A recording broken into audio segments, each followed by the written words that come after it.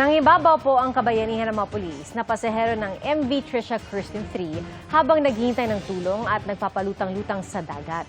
Ang kanilang kwento, tinutukan ni John Consulta.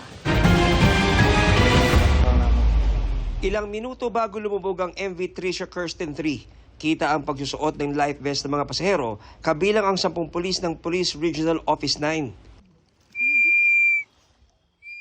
Pasado 1:00 ng madaling araw, makikitang nakalutang na sa dagat ang mga pasahero. Maririnig ang paulit-ulit na pagpito para makatawag ng saklolo. Pero naging mahirap daw ang sitwasyon dahil bukod sa matinding lamig ng dagat, humalo na rin ang krudo mula sa lumubog na barko. Kaya ang ilang mga pulis gumawa ng paraan para masagip ang ilang mga sugatan at nahihirapan ng huminga, kabilang ang ilang bata. May nakuha akong chichirya doon na 2 bundle. Yun yung itinali ko muna, pagkatali ko, sabi ko sa kanya, dito ka kumapit.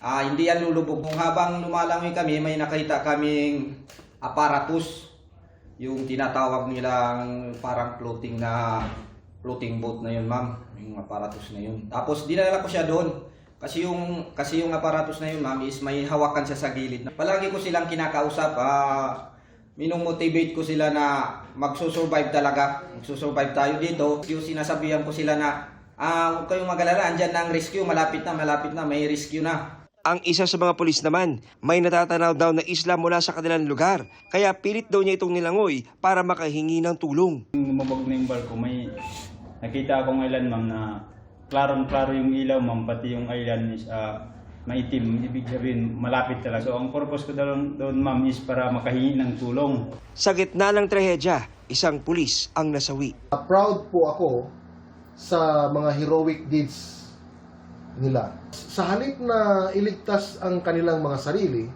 mas pinili ng ating mga pulis na tumulong sa pagsagip sa humigit kumulang na 30 survivors. Gagawaran sa Lunes ng medalya ng kadakilaan ang 9 na pulis. Ngayong araw, ipinagpatuloy ang search and rescue activities. Muli ring lumusok ang mga technical diver para sa external scanning ng barko at para alamin kung nasaan ang mga lagusan.